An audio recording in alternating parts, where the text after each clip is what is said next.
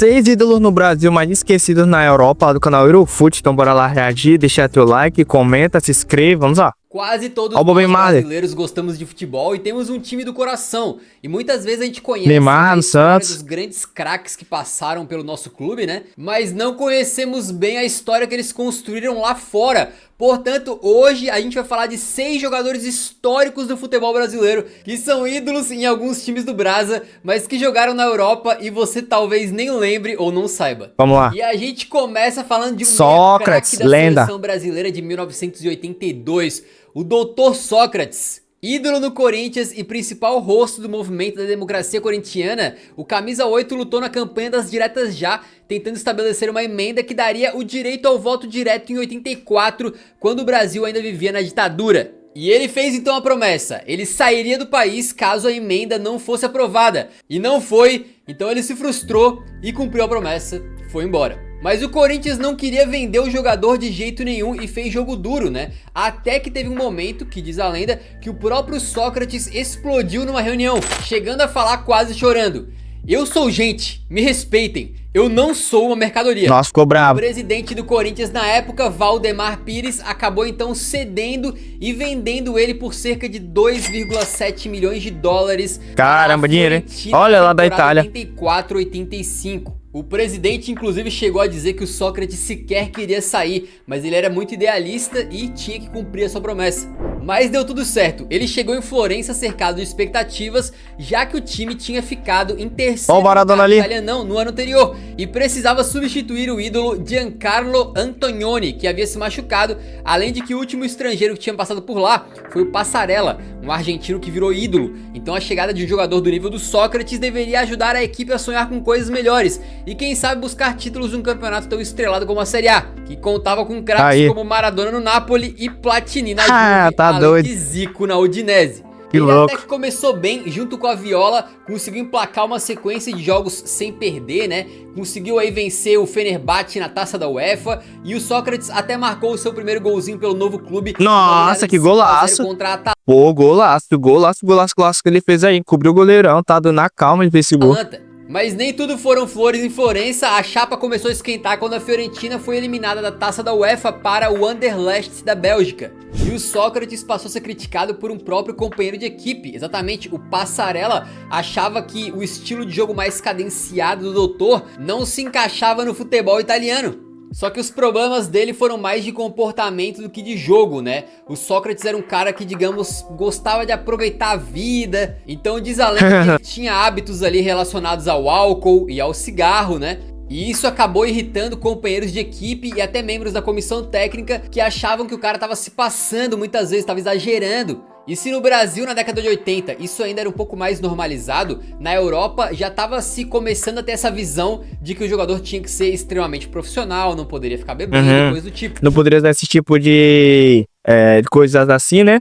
Pra não prejudicar o desempenho físico dele. Então, já começava a saber, no caso, que o cigarro e a bebida faziam mal pro jogador de futebol. Então, era melhor a pessoa não usar isso porque poderia prejudicar ela e o pessoal da Europa tava certo, os amigos dele de tipo, alertar o Sócrates dele parar, diminuir mais pra poder ele continuar jogando bem lá na Fiorentina, né, Então diz a lenda que o Sócrates teve dificuldade até mesmo para socializar entre os colegas de equipe, né? E acabou ficando apenas um ano na Itália então. Só um ano, caramba. Em 33 jogos, que não são números ruins para um meia, mas em termos de expectativa e desempenho, ele é considerado pelos italianos como uma grande decepção. E você tá vendo nesse vídeo que o futebol nessa época era bem diferente, né? Longe do profissionalismo e dos avanços tecnológicos de hoje em dia.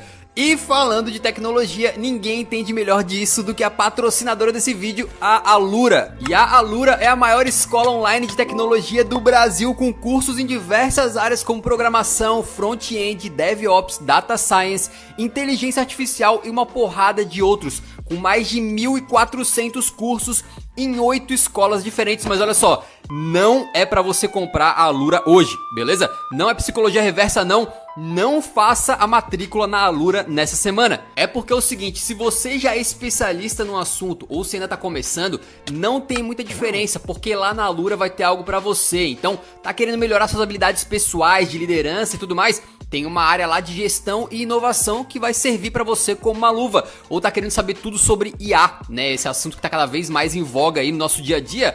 Na Alura também tem cursos sobre inteligência artificial. Seja pra começar uma carreira ou até mudar de profissão, a Alura é pra você. E se você curte essa parte mais de análise de dados, desempenho, estatística e tudo mais, saiba que a Alura tem vários cursos desse tipo também. É tão amplo que se você curte os nossos vídeos e tá pensando em ter um canal, até curso de edição de vídeo você encontra lá. A Alura é uma baita escola online com uma porrada de cursos pra gente fazer uma comunidade gigante com mais de 100 mil pessoas no Discord, focada em desenvolver o seu lado profissional e pessoal. Mas por que não se matricular agora então, se o negócio é tão bom, né? É porque do dia 20 ao 24 de novembro terá a Black Friday da Alura com o maior desconto já feito na plataforma. Então não compre agora. Mas para não perder a oportunidade de investir em você mesmo pela Alura, né? Se inscreva aqui no nosso link na lista VIP pré-Black Friday, onde você vai receber bônus exclusivos e as novidades em primeira mão. O link vai estar na primeira linha da descrição e também no comentário fixado. Então muito obrigado à Alura por patrocinar esse vídeo. Não esquece, hein? Segura aí a compra, não se matricula na escola ainda, entra na lista VIP e não perca essa chance única de impulsionar a sua carreira ou começar nesse mundo da tecnologia com o descontaço que tá chegando, beleza? E se o Sócrates ficou um aninho, o Dinamite teve uma passagem relâmpago pelo futebol europeu. Ele era muito ídolo do Vascão, tendo vencido o Brasil. Esse cara era ídolo, até hoje ainda é ídolo do Vascão. Brasileiro inédito em 74 e era uma sensação do futebol carioca. Viria a ser o maior artilheiro do Campeonato Brasileiro, né? E é nesse contexto que o técnico do Barcelona, Joaquim Rifé, pediu a contratação do Roberto Dinamite, que foi pra lá pro Barcelona salvar a temporada 79-80 do Barça, que não tava nada boa. E o Dinamite estreou como uma bomba, né? No seu primeiro jogo contra o Almeria.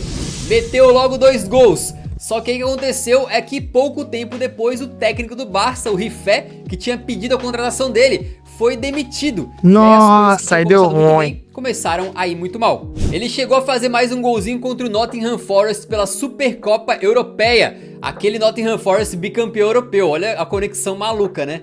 Mas ficou por isso. Com o novo treinador, Heleno Herrera, ele começou a perder espaço e ir pro banco. Então, mesmo tendo acabado de chegar, mal tinha desfeito as malas, já decidiu voltar pro Brasil depois de apenas 11 jogos e 3 golzinhos. Poxa, que complicado. Por causa do técnico novo, ele acabou não despontando lá no Barcelona. Poxa, que pena. Poderia ter tido uma ótima carreira lá fora, na Europa, o Dinamite. Poxa. Porque, pô, o cara tava no auge, né? No Brasil, brocando a rodo. Era ídolo. 27 anos. Ou seja, fisicamente, era o pico. O cara queria jogar mais e mais e mais. Não queria ficar no banco, pô. E aí ele voltou pro Brasil. Teve mais uma passagem extremamente bem sucedida pelo Vasco da Gama, né? E engraçado que o Dinamite chegou a dizer que o Heleno Herrera não escalava ele, supostamente porque tinha aí raiva de sul-americanos por um trauma que tinha com o Santos do Pelé. Uma coisa meio esquisita. Que doideira. O Heleno Herrera foi nascido em Buenos Aires, né? Era argentino. Mas enfim, a passagem do saudoso Dinamite pelo Barcelona durou apenas 6 meses. Pô, que triste. Outro brasileiro brabo chegando no futebol europeu é você. Se é a sua primeira vez aqui no canal Eurofute, deixa o like e se inscreva. Se inscrever clicando no botão vermelho embaixo do vídeo. Ou se estiver pela TV, vai no ícone do nosso canal, que ali vai ter uma opção para você se inscrever também. E assim você acompanha nossos conteúdos aí com mais facilidade e ainda ajuda muito o nosso trabalho, fechou? Hora de mais uma vez ir pra Itália para falar de um cara que fez história aí pelo Brasil inteiro, né? Mas não dá pra dizer que fez o mesmo na Europa. Estamos falando de Renato Gaúcho. O próprio, que já se disse aí melhor do que Cristiano Ronaldo. E a história do Cristiano Ronaldo? Não, parou. Melhor do que o Robozão, não. Aí ele já falou besteira, né? Você jogou mais que ele mesmo? Você tem convicção? Com certeza. Eu adorei essa frase, Renato. Não, mas eu acho que eu joguei mais do que ele. Eu não sei se eu concordo, mas eu adorei que você mandou. Eu sou o melhor. Posso não ser, mas na minha cabeça eu sou o melhor. Craque incontestável, campeão da Libertadores e do Mundial em 83 pelo Grêmio. Mas de repente foi considerado um fracasso completo em outro país. Foi pra Roma, né? Isso que aconteceu com o Renato, né? Se liga. Ele chegava na Roma em 88 pela bagatela de 2,7 milhões de dólares. Com só 26 anos e com toda a expectativa e pompa de craque aí, ganhou até uma capa de revista no Guerin Esportivo. que o chamava de Renato. Algo como rei nascido, ou nasceu o rei. Ah, o Renato entendi. Gaúcho tinha tanta expectativa sobre ele naquela época, que ele foi comparado a diversos craques do futebol italiano. O presidente do clube, Dino Viola, chegou a dizer: ele vai ser nossa estrela, assim como o Gullit no Milan, com a diferença que ele é tão bom como o Maradona. Caraca, comparou com o Gullit e com o Maradona. Poxa, só cara gigante no futebol. Tava com moral o Renato nessa época quando ele chegou lá na Roma, tá O louco? Renato é marrento, né? O cara foi comparado com o Maradona naquela época, amigo. Mas as coisas não correram muito bem. Diz a lenda que o Renato Gaúcho não estava se portando da maneira mais profissional e acabou até levando um soco na cara no vestiário. Ixi, Tão maluco na Maria. situação lá, Tá ele doido. acabou perdendo espaço no elenco com o técnico Lidholm, tanto pelas atuações dentro de campo, quanto pelo fora de campo. Ah, O capitão queria daquela curtir. época, Giannini, chegou a dizer que nunca tinha visto um jogador chegar bêbado pra treinar antes do Renato Gaúcho. Nossa. Só que anos mais tarde o Renato rebateu, né? E disse que o que atrapalhou ele na Roma foi o fato de que ele estava sendo perseguido pelo Giannini. E também que a comissão técnica e a diretoria não fizeram nada pra proteger ele. No fim das contas, fez apenas uma temporada pela Loba, né? Foram 32 jogos e 4 gols. Para um jogador que chegou aí sendo comparado ao Maradona, é uma decepção tão grande quanto o ego do Renato. E agora a gente volta a falar de mais um personagem da democracia corintiana, o Walter Casagrande. Casagrande O jogou na tinha Europa. acabado de ir para a Copa de 86 e já era ídolo no Corinthians. Com toda a projeção que ele recebeu no Mundial, né? Mesmo sendo reserva do Careca e do Miller, ele acabou tendo seus minutinhos ali. Acabou sendo negociado com o Porto de Portugal por $1 milhão.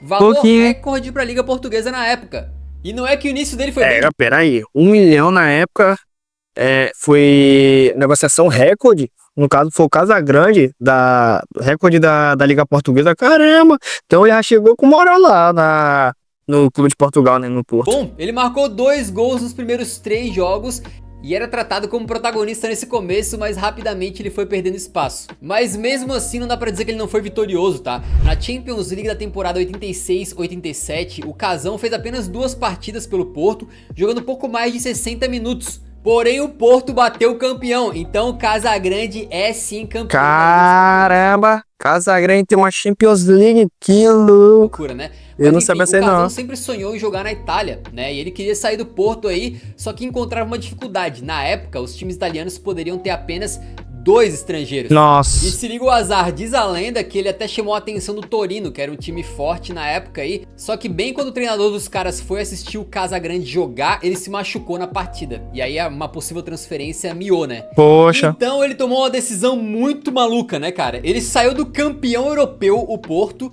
e foi pro único time italiano que ainda tinha uma vaga de estrangeiro, o pequeno Ascoli, que brigava pra não cair. E que o próprio Casagrande contou que não conhecia o clube antes de ir pra lá. Mas deu tudo certo e lá ele virou ídolo. Ficou por 4 temporadas e fez 38 gols em 96 jogos. Ah, então ele jogou em 2 inclusive times na sendo Europa, o né? maior goleador do clube na Série A. Depois de algum tempo, ele consegue finalmente aquela sonhada transferência pro Torino em 91 e é lá que ele tem o seu melhor momento na Itália, né? Terceiro Fazendo time parte dele, de né, um na time Europa. histórico que na temporada 91-92 ficou em 3º lugar na Série A italiana. E o que era muito, né, pra época, até porque os caras estavam disputando, por exemplo, com o Milan de Van Basten, né, que foi eleito aí Tá bola louco. de ouro, e também a Juventus do Roberto Baggio, ídolo brasileiro. E olha que curiosidade. Valeu, Baio, por ter dado a Copa de 94 pra nós aí, valeu. Né? Pelo Torino, o Casagrande chegou em mais uma final europeia, dessa vez final da Copa da UEFA, que hoje a gente conhece como Liga Europa, e ele chegou lá fazendo gols muito importantes. Nas semis, meteu 1 contra o Real Madrid no Bernabéu lotado e ainda conseguiu fazer 2 na final contra o Ajax. Olha. O Torino só perdeu pelo critério dos gols marcados fora de casa. Ai. Então o Casagrande dá pra dizer que ele só jogou em times menores, né, com menos holofote na Verdade. Itália, mas a passagem dele foi muito boa e ainda saiu Ou seja, o maior de todos aí, no caso que ele jogou na Europa, foi o Porto, que o restante era time mais pequeno, né, e tal. uma Liga dos Campeões pelo tempo que passou no Porto, né?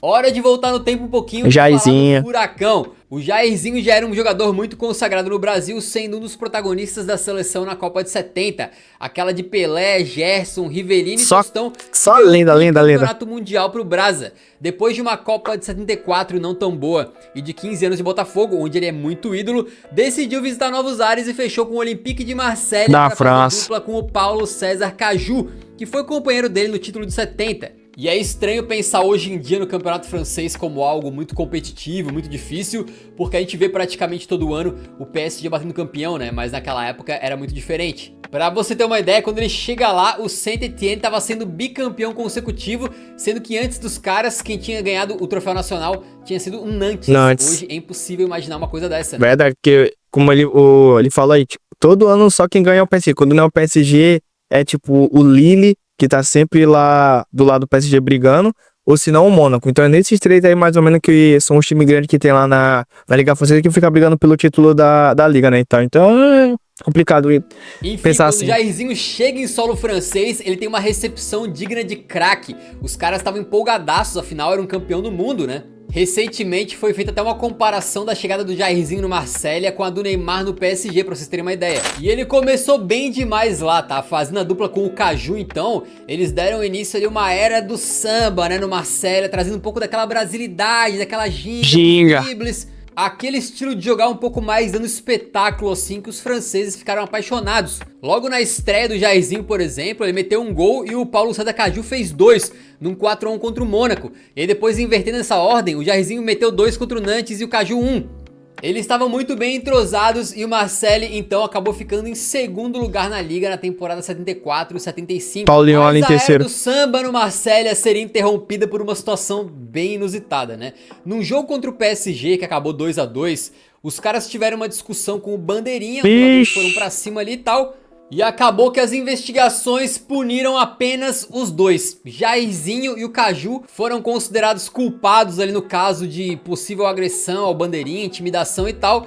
E acabaram por ter levado uma pena muito grande, né? Uma suspensão grande, indo embora do Olympique com o Jairzinho eventualmente assinando com o Cruzeiro. E pra finalizar, a gente vai falar de mais um cara muito respeitado e ídolo num clube carioca, o Júnior. O Maestro Júnior, com mais jogos na história do Flamengo, com um número incrível de 876 partidas, fora o que ele coleciona de títulos, né? Depois de ser campeão do mundo e da América em 81 e campeão nacional em 80, 82 e 83, o Júnior foi se aventurar pelo campeonato italiano em 84. Tu vê, a gente tá no final da lista já e não paramos de falar do campeonato italiano, né? Naquela época eles levavam os principais craques e olha que eles tinham limites de estrangeiros, hein? Até 90, começo ali de 2000, o campeonato italiano, pra quem não sabe, era a maior liga que tinha, galera. Só os craques de futebol ia pra lá. Tipo, não é à toa que tipo, a gente vê que o Ronaldo jogou muita bola por lá, o Kaká nessas épocas. Então tem vários jogadores brasileiros que fizeram muita história nessa época, nessa liga italiana, porque tipo, eram as mais fortes. Todos os jogadores de futebol que eram gigantes naquela época iam pra liga italiana. Hoje em dia não é mais isso, né? Hoje em dia a que mais é a gigante, assim, no caso, é a Premier League, né? Aquela da Inglaterra, que tem um futebol mais competitivo hoje em dia, é a Premier League, né? Então. O Júnior já era considerado naquela época um dos melhores laterais esquerdos do mundo e um dos jogadores mais inteligentes do futebol, aquele cara que tinha uma visão diferenciada, né? E assim ele foi parar em Turim com o Torino desembolsando cerca de 2 milhões de dólares para trazer o destaque da seleção. Agora, tu consegue imaginar um Marcelo da vida saindo do Real Madrid pra ir pra um time com muito menos expectativa só pra garantir que ele vai jogar na posição que ele quer, que é de meio campista? Foi mais ou menos isso aí que rolou com o Júnior, cara, olha que interessante. Ele chegou a dizer que só iria pra lá se fosse pra jogar no meio campo, dizendo que essa era a função dele. E assim, mesmo que ele fosse um lateral muito completo, muito construtor, ainda é uma posição totalmente diferente, né? Ninguém sabia se ele ia se adaptar tão bem e se ia dar tão certo. E não é que o cara deitou por lá. O Maestro Júnior chegou a ser apelidado de o senhor do meio campo, né? Caramba! Tomou conta da meiuca e foi eleito o jogador da temporada 84-85.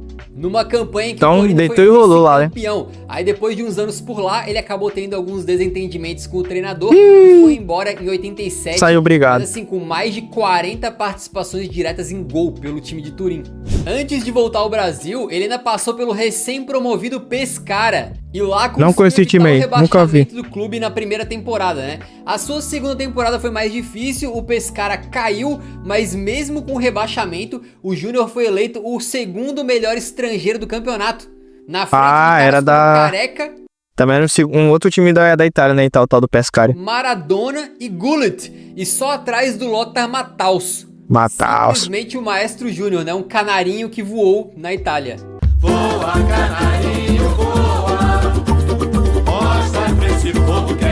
Se Ó, você curte cantou. essa mistura de futebol brasileiro com futebol Muito europeu, bom. aqui na tela agora vão estar aparecendo outros vídeos recomendados que você também pode gostar, beleza? Deixa o like antes de sair que ajuda muito o nosso trabalho. Nos vemos no próximo, então grande abraço, falou! Pô, até doido. Só lendas aí, né, que a gente viu nesse vídeo aí que acabaram. Alguns deram certo, né? Que a gente viu em alguns clubes menores da Europa. Ou seja, viraram ídolos em alguns clubes lá da Europa. Outros só bateram e voltaram lá. Ou seja, só jogaram nada lá e voltaram pro Brasil, né? No caso, onde eles eram ídolo e acabaram indo pra Europa e não deu certo voltar, né? A outra coisa também, o Casagrande, pô, quem diria? Casagrande tem Champions League. Quem diria, só? O Casagrande tem uma Champions. Eu nunca sonhei que o Casagrande teria uma Champions League, né? Mas é isso aí. Espero que vocês tenham gostado. Deixa seu like, comenta aqui embaixo o que você achou, se inscreva, me siga no Instagram que vai estar aqui na descrição. E é isso, obrigado por ter assistido, valeu, até a próxima, fui!